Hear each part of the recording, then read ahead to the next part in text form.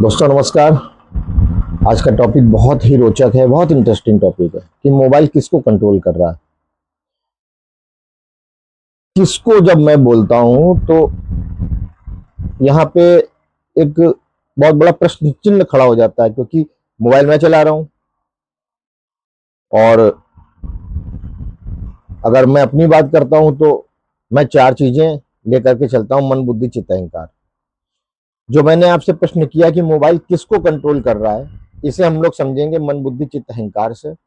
और आज आपको पता चलेगा कि बुद्धि और अहंकार क्या चीज है और मन क्या चीज है। चित्त, क्योंकि चित्त जीव का विषय नहीं है, इसलिए मैं चित्त को अभी डिस्क्राइब नहीं करूंगा। अभी मन, बुद्धि और अहंकार पे हम लोग रहते हैं। मैं आप पूरी दुनिया को, पूरे यूनिवर्स को और खुद को, अपने सारे रिश्तों को, हर चीज को, अपने से जुड़ी हर चीज को समझने की कोशिश करते हो सिर्फ एक चीज से, वो है आपकी बुद्धि। क्योंकि बुद्धि निर्णय लेती है।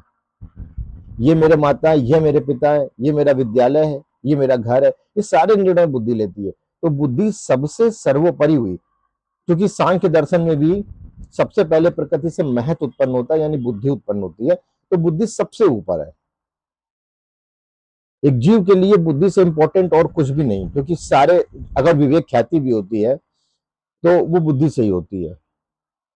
अब अगर हम ये सोचें कि मान लीजिए कि एक व्यक्ति है जिसको नशे की लत लग गई है, उस नशे की लत की वजह से उसके शरीर में कई पार्ट्स, उसकी बॉडी के कई पार्ट्स खराब हो गए, डैमेज हो गए।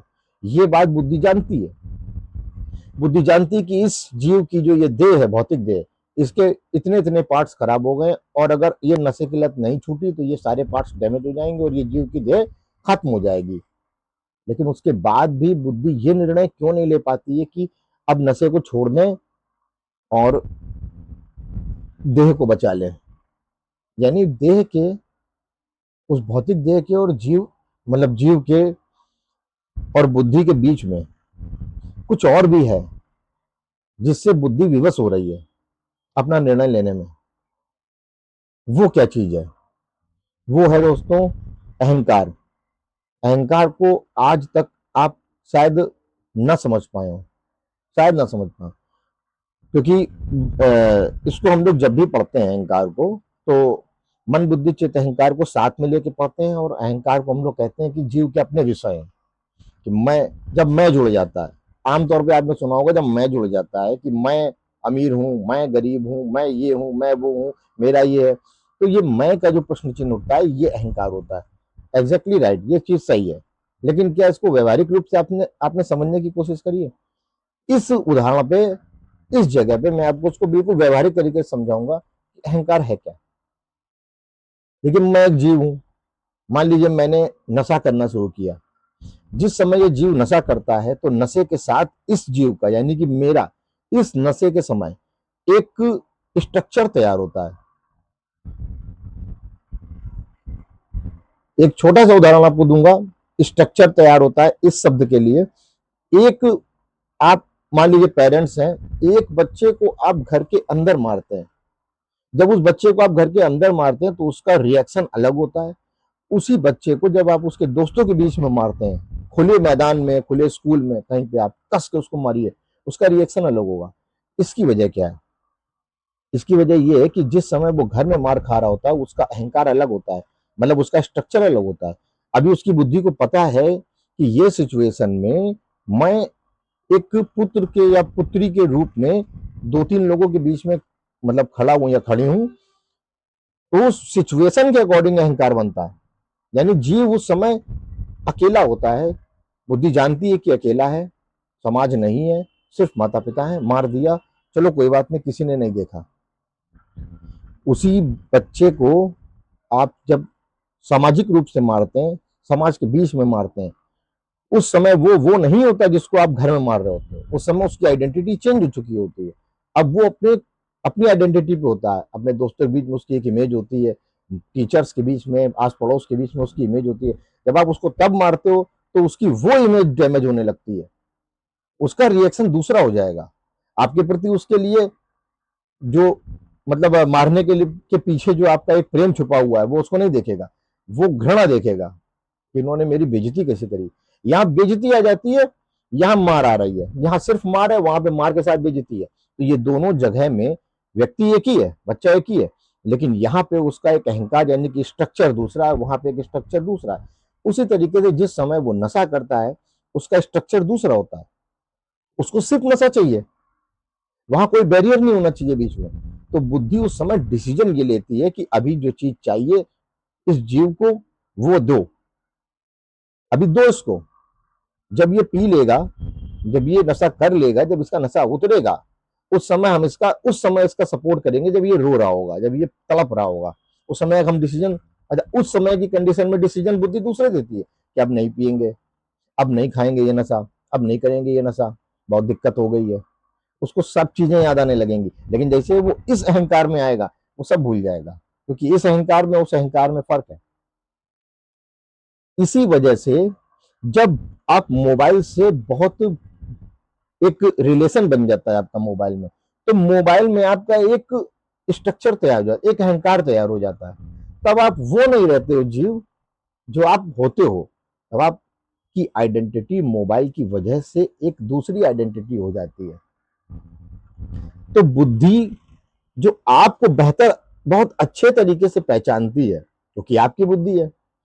अब वो कंफ्यूज क्यों हो जाती है? क्योंकि आप अपनी मोबाइल के साथ अपने को जोड़ के एक दूसरी आइडेंटिटी क्रिएट कर देते हैं। तो बुद्धि इस जगह पे आकर के थोड़ा सा कंफ्यूज हो जाती है कि मैं डिसीजन इस जीव के लिए लूं, या जो इसके जीव के अहंकार है उसके लिए लूं, या मोबाइल के साथ जो इसके अहंकार जुड़े हुए हैं, मोबाइल के अटैच होने से जो एक नए अहंकार बने हैं, जो एक नया स्ट्रक्चर बना है, इसको ध्यान में रखते हुए डिसीजन लूं। इसलिए आपने देखा होगा कि बच्चा जो है वो माँ को मार रहा है, माँ बच्चे को मार रही है। छोटी उम्र के बच्चे अधेड़ उम्र के लोगों से विवाह कर लेते हैं, अधेड़ उम्र के लोग छोटे छोटे बच्चों के साथ गलत काम कर लेते हैं, क्योंकि उसकी वजह यह है कि जिस समय वो इन परिस्थितियों को तैयार करते हैं अपने मोबाइल में, मान लीजिए एक बच्चा है, उसने सोशल मीडिया से कुछ वीडियो देखी, कुछ ऐसी घटनाओं को अपने दिमाग में मतलब रखा, सेव किया, ऐसी वीडियो को, जो माता पिता के बच्चों के बीच के जो छोटे छोटे झगड़े होते हैं उनको, कि बच्चे को पेरेंट्स समाज के बीच में मार रहे हैं, उसको इस तरीके से बेइज्जती हो रही है, बच्चा अपने लिए स्टैंड कर रहा है समाज के बीच में, नहीं मुझे मत मारना, क्यों कर रहा है। बुद्धि हर चीज जानती है, बुद्धि एग्जैक्टली बहुत सारे निर्णय लेती है। उस कंडीशन पे बुद्धि सारे जो उस तरीके के स्ट्रक्चर के जो डिसीजन होते हैं वो अपने अपने अपने पास सेव कर लेती है। तो जब उस तरीके की कंडीशन आगे भविष्य में कभी खड़ी होती है, तो अब यहाँ पे बहुत गहरी चीज है। बच्चा डिसीजन जो लेता है वो ये नहीं सोच पाता कि ये तो मेरे माता पिता हैं, मुझे इनके संग गलत नहीं करना है। वो उस समय बुद्धि डिसीजन लेती है उस तरीके के, जिस तरीके के स्टैंड कभी उसने अपने मोबाइल में देख करके लिए हैं। अब वो डिसीजन आने लगते हैं, माँ बाप चौंक जाते हैं कि मेरा बच्चा पब्लिक के बीच में मुझे ही मार रहा है, मुझे गाली दे रहा है, ऐसा क्यों कर रहा है? क्योंकि अब वो डिसीजन आपके बच्चे के तौर पे नहीं आ रहा है, अब वो डिसीजन आपके बच्चे ने जो मोबाइल के साथ अटैचमेंट बना करके जो स्ट्रक्चर अहंकार तैयार किया है, अब बुद्धि उस अहंकार के अकॉर्डिंग डिसीजन ले रही है। तो मोबाइल ने यहाँ पे क्या किया?